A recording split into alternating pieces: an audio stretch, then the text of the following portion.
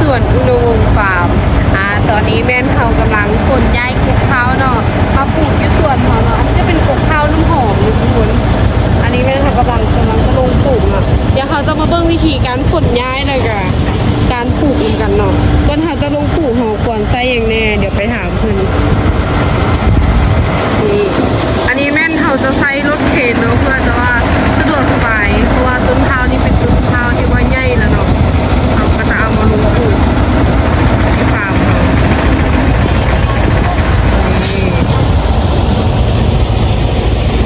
อันนี้จะเป็นข้าวน้ำหอมตัวนี้นะเป็นข้าวน้ำหอมแล้วก็อาจจะมีมะข้าวไฟปนมาได้ประมาณต้นหนึ่งถ้าสองต้นเนี่ยนะ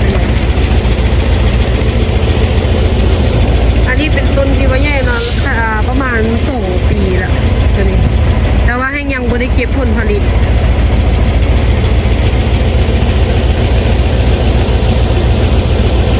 การที่ว่าเขาจะเอามาเนาะเขาก็คือเอามาเป็นเบาใหญ่ๆเลยนะทุกคนเพื่อจะว่าปลูกแล้วมันจะได้ติดง่าย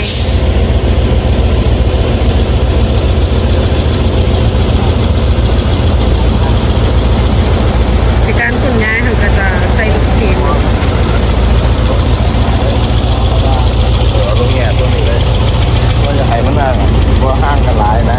เราจะเฮ็ดห่างกันประมาณจากเมตรประมาณ3 เมตร3 เมตร2 เมตรไป3 เมตรพอดีนะ3 เมตรก็ถือว่าห่างกันหลายเนาะเพราะว่าเสื้อมันใหญ่ได้เนาะคือซุ้มนี้ก็ถือว่าเห็นไหม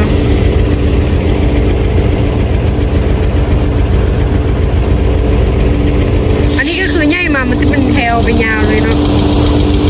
แต่จะหาอะไรเงี้ยคือทางนี่ก่อนเขาจะเอาข้าวลงปลูกเนาะเขาต้องได้ไซส์อย่างบ่ใส่นี่ ไซส์ฟลอริดานกันพวกกันแมงต่อห้างกันพวกกันแมงเนาะโอ้ยไซส์หลายบ่ห้วยเท่าไหร่ปานใดกับพอดีไอ้ทั่วเลยเนาะพอดีตัวไอ้ทั่วกันแมงไหมเนาะศัตรูพืชเนาะอันนี้ป้องกันศัตรูพืช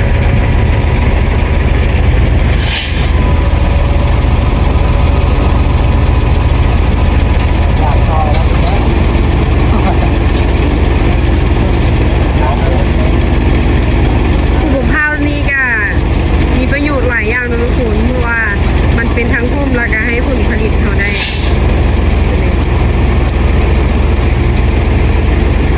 เอามาต้นใหญ่แบบนี้ค่ะประมาณปี1หรือว่า2 ปีนี่ก็ได้ก็จะได้กินผลก่อนนี่ก็อยากตัวนี้เพียงต้นใหญ่เลยข้าวแล้วปลูกข้าวข้าวก็ลูกข้าวทีมงานปลูกต้นข้าวป้าตัวนี้ฮะง่ายขนาดโลด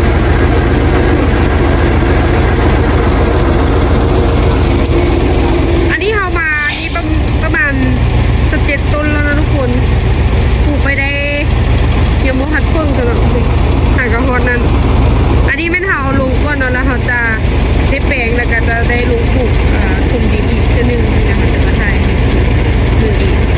แต่ว่านี่เป็นวิธีการขนย้ายเนาะ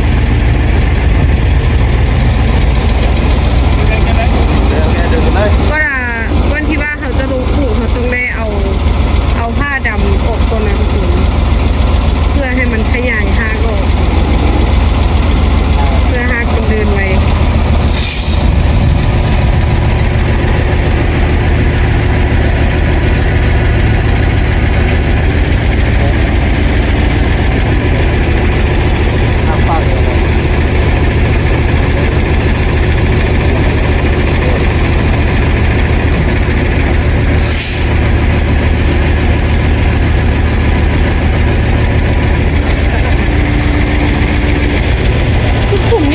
ประมาณจากเม็ดละประมาณ50 เซนบ่ประมาณ50 เซนที่ตามเบ้าต้นข้าวว่าบางต้นกับเบ้าใหญ่บางต้นกับเบ้าน้อยที่ตามเบ้าต้นข้าว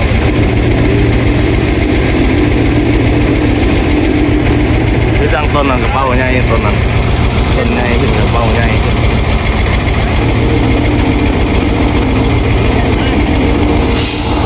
ตัวนี้ต้นใหญ่เนาะตรงนี้ประมาณ3 ปี 4 ปี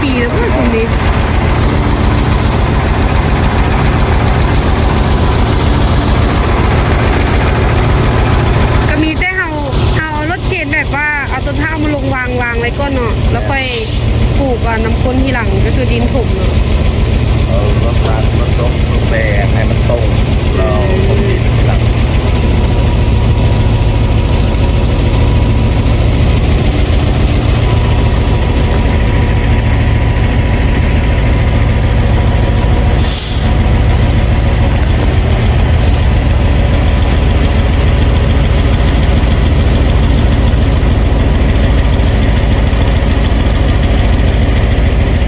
ปลูกกับบริยางเนาะทุกคนก็คือว่าบุดเดียวได้หลายต้นเติบสะดวกสบายเนาะทุกคนการที่ว่าเขาใส่รถเข็นคนง่าย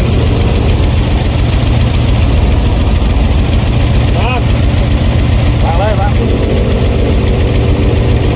จับ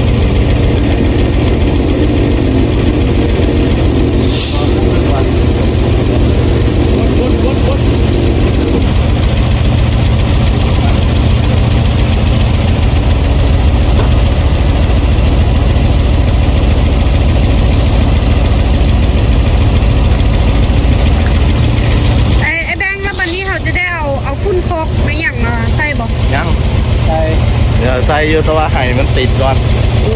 ให้มันติดก่อน ให้ ค่ะ ติดดี ก็คือตอนที่ว่าเขาเอาลงนี่เขาไม่ได้ใส่พร้อม ก็ อ่ะ ไม่ได้ใส่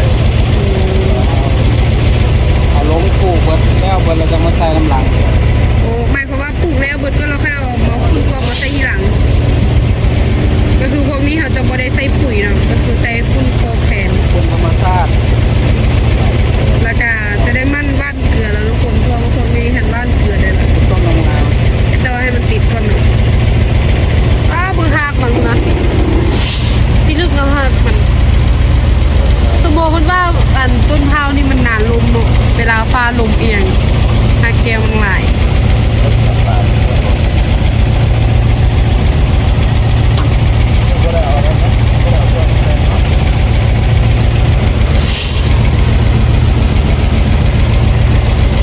ปลูกตัวนี้จำนี่ว่ะ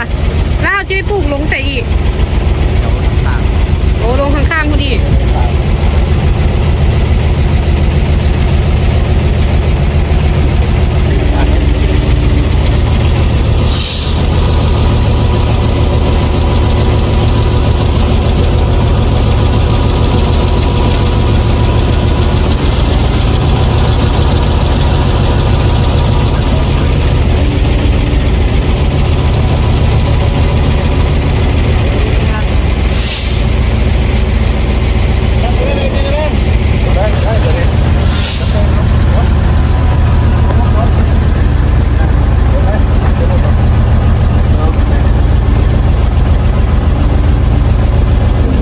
ความลึกของกลุ่มเนาะเขาก็จะเฮ็ดประมาณ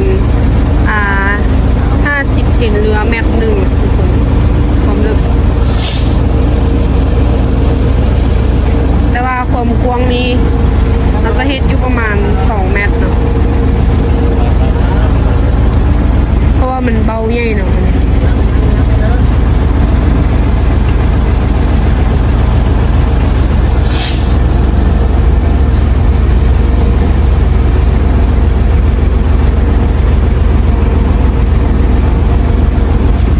หน้ากวางนี้2 เมตรตัว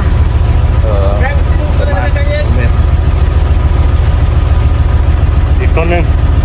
ได้อีกตัวหนึงในต้นข้างๆอันนี้ ำต้นนี้เราไปรุ่น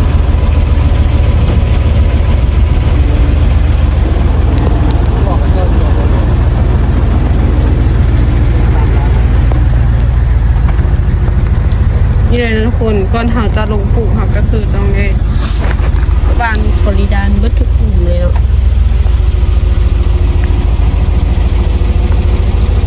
เดี๋ยวคนลงปลูกแล้ว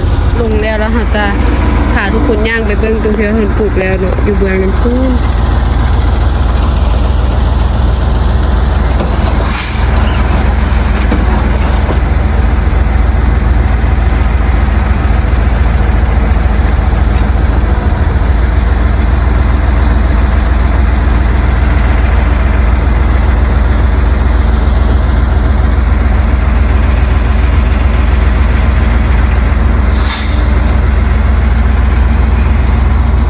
เปียกก็ยัง มาสด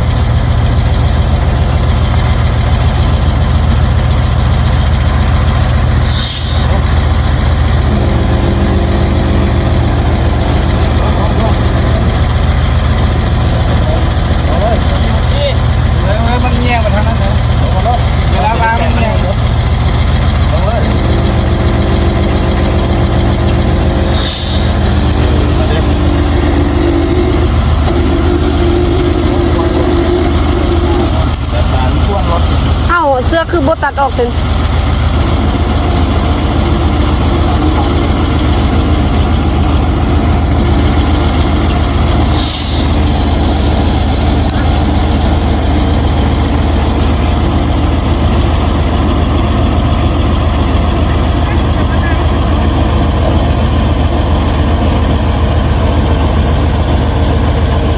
เดี๋ยวเราเป็นบ่อตัวที่ว่าคนยายนี่จึงจะปลูกเนาะวันนี้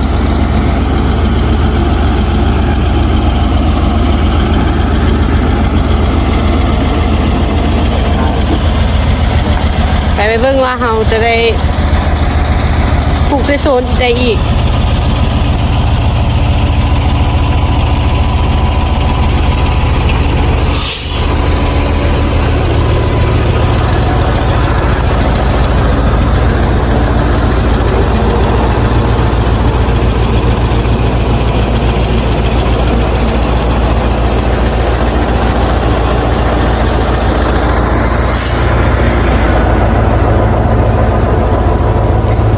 เขาจะพาย่างไปเลาะเบิ้งเนาะทุกคน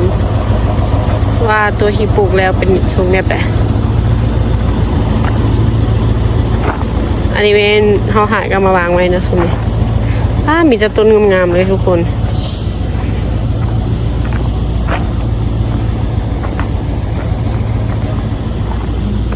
เอามาไว้นี่กะจะได้เป็นห่มให้พวกเขาอีกเนาะงามแล้วต้นเผาติดนี่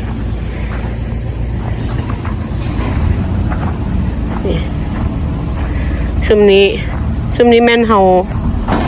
ปลูกได้แล้วนะทุกคนปลูกไปละซุมนี้นะแล้วเมื่อวานนี้เนาะตัวนี้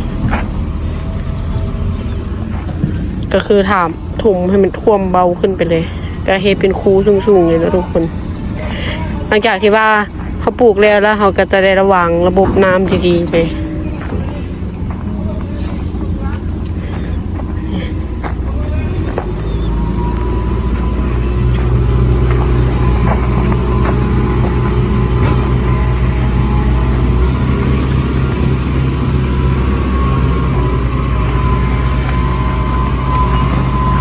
เราก็จะก่อนที่ว่าเขาจะวางระบบน้ำไปเนาะเขาก็หดน้ำทำสาก่อนเอาใส่ยางดึงมาก่อนเนาะตัวนี้ติดดอกแล้วตัวนี้เฮ้ทุกคนตัวนี้ติดดอกแล้ว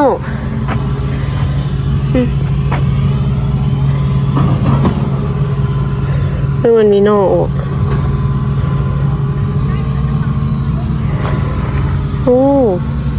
แต่ว่าอันนี้หมากรุ่นไปเปิดน่าจะเป็นแซงทำอิฐเนาะแซงทำอิฐมันจะบ่ค่อยติดปานใดนี่ตัวนี้ก็ออกมาแล้วตัวนี้ต้นใหญ่ดินี่พวกกะชีจะกินหมากแล้วสินะออกแซงมาแซง2แซง3แซงแล้วนี่3แซงแล้วทุกคน4แซงแล้วมะพร้าวเขาจะเอิ้นเป็นแซงแล้วทุกคนนี่เห็นบ่แซงตรงนี้แตกออกแล้วนี่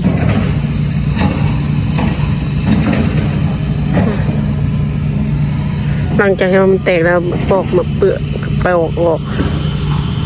หมาก็จับแบบนี้ตัวได้เร่งบำรุงหน่อยฟุ้นคอกมาลงเลยมี1แซง2 3แซงกับแซงนี้4กับตัวนี้ค่ะติดดอกมาให้เลยหลังจากนั้นเขาก็จะเอามีดมาปาดอันนี้เอาออกเขาเอิ้นไว้เงื่อพาวปกอันนี้เพื่อจะให้มันแตกแหนงต่อแตกแซงออกอีกแต่ว่าสังเกตมาแต่ละต้นยังบ่มีต้นใดที่ว่าแตกออกอีก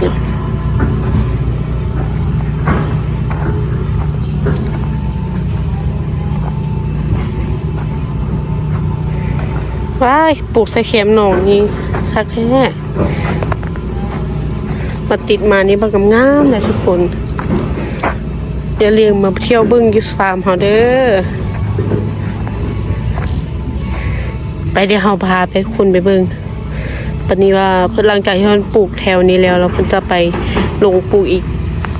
แถวใด คนหลังจากที่ว่าเขาปลูกอยู่ข้างๆนี้แล้วเนาะนี่จะเป็นโซนนี้ต่อมาโซนนี้นะเขาก็จะมาปลูกใส่นี้เลยโอ้ข้างทางเลย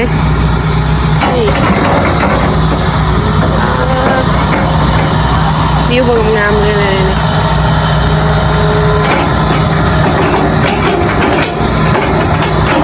เขาจะใส่ลูกจกเพื่อการปลูกจะได้ว่องไวเพราะว่าเขาจะเร่งขุนย้ายต้นเผามาปลูกในไวๆ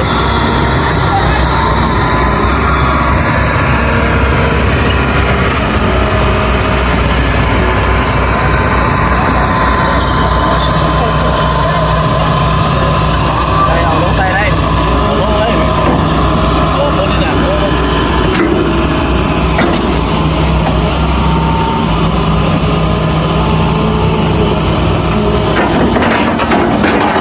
ความห่างก็จะเฮ็ดอยู่ประมาณ3 เมตรเนาะ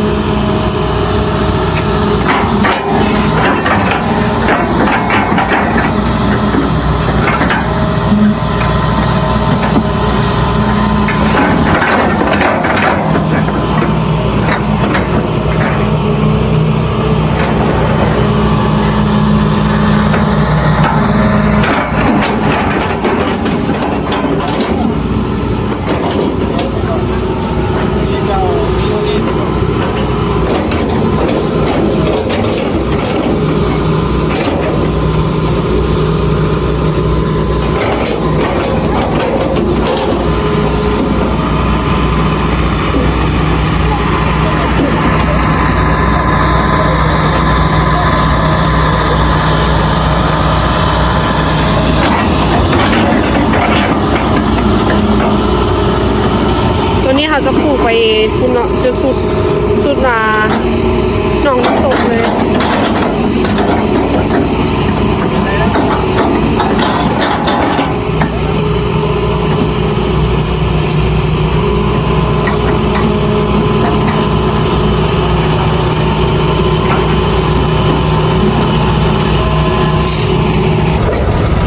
อันนี้กำลังใจจะว่าขุดขุมแล้วนะคะก็ได้เอาลงเลยเนาะ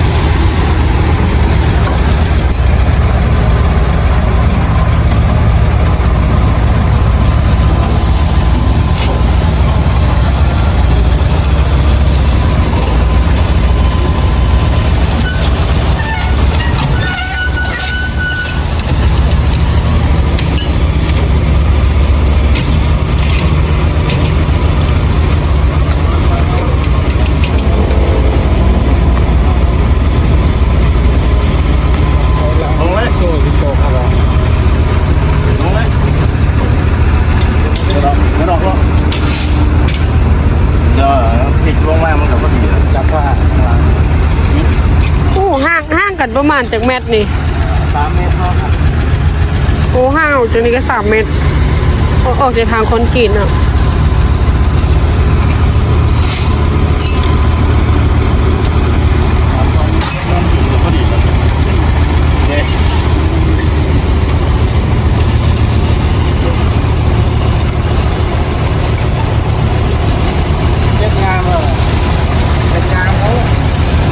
แล้วนี่เนี่ยอันนี้เราปลูกได้เลยอันนี้นะ ถ้าคนกว้างหลายเนี่ยมันยังตามเป้าบ้านนั้นบ้าน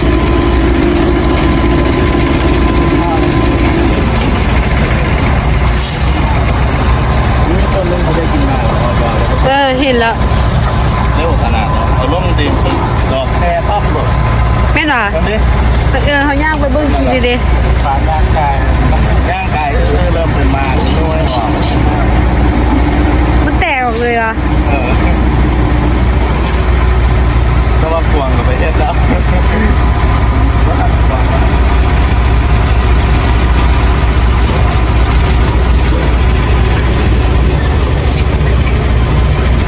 ้ำเต้าเลย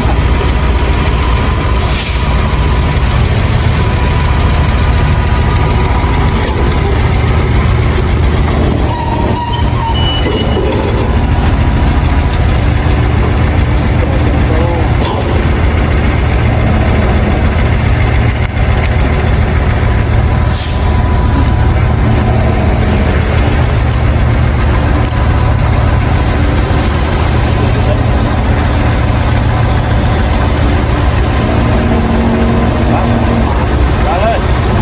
เริ่มต้น กินมีพลังงาน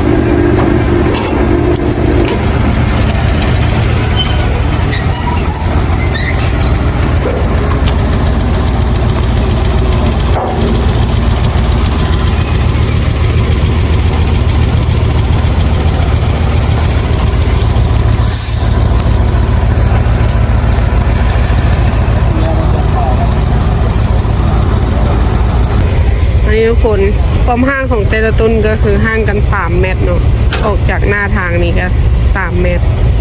เพื่อที่ว่าหากมันขยายมันจะบ่ได้คุ้นทางถ้ามีพอดีงามเนาะ3 เมตร แต่ว่าบ่ต้องเอาจอกันหลายเนาะอัน2 เมตรนี่ยังว่าอยากที่กันบูดอะไรเงี้ย3 เมตรพอดีเลย จะมาเอาก่อนถ้าคนที่ยังไม่เอาไป มีต้นใหญ่ขนาดใหญ่เลยแถวนี้ดินงามแถวนี้ดินน้ำพร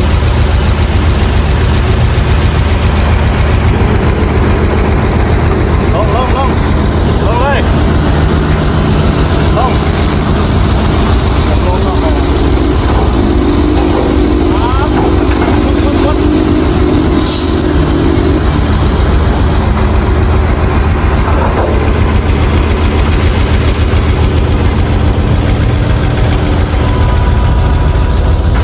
ก่อนเลยครับ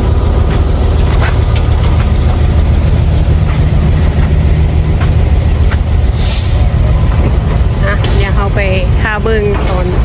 ตอนปลูกเนาะหรือว่าตอนเอาดินลงกัน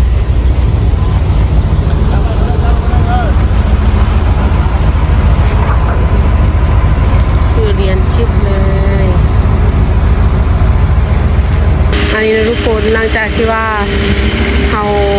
เอามะพร้าวลงแล้วเนาะต้นมะพร้าวลงแล้วเขาก็ใส่รถตักเนาะเพราะว่าตักดินแล้วก็ยกล่อง แล้วก็แปลงต้นมะพร้าวเนาะ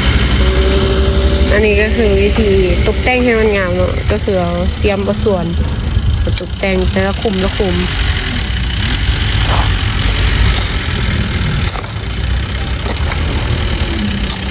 ือเขาใส่รถตักกับรถจุกเนาะเพื่อที่ว่ายกล่องแล้วก็ปรับดินให้มันเสมอกัน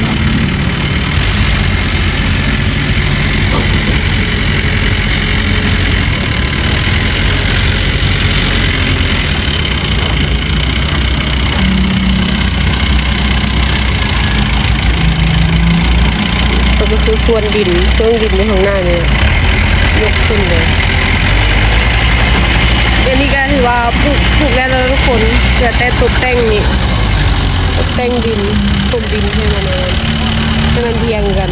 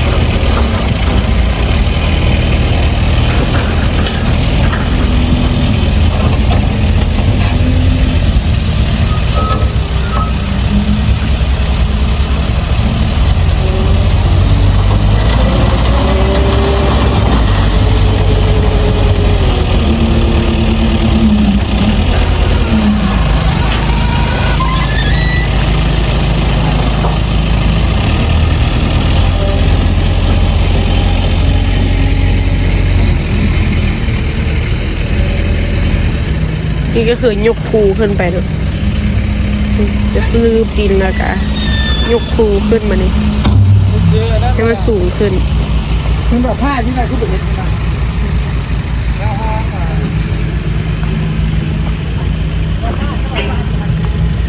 อันนี้ก็ยังโมแล้วเนาะทุกคนจะได้ยกภูขึ้นอีกเนาะเพราะว่าแถวนี้มียกต่ำยามฝนมาแล้วน้ำมันจะอึมเราต้องไปยกภูขึ้นมันสูง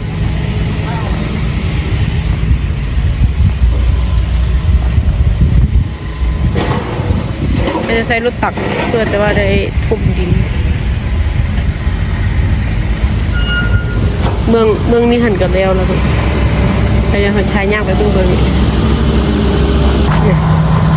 เมืองนี้กันแล้วเรือแต่เขาตกแต่งน้อยเดียวตกแต่งเราก็คือเอาส่วนเอาจ่าอย่างมาใส่ยก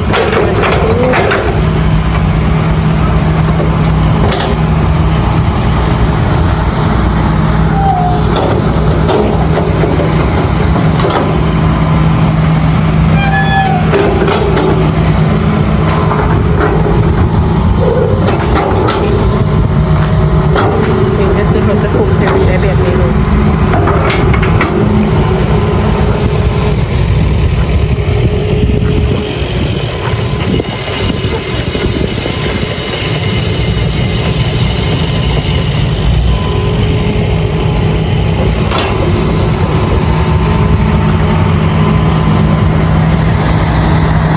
ก็คือตัวกบข้าวนี่เขาจะปลูกจะเป็นจำเลยนะทุกคนทางน้ำตกเลยเป็นความน้ำตกเลยอันนี้เป็นกำลังแปลงทางให้รถเข็นเข้าไปได้เนาะ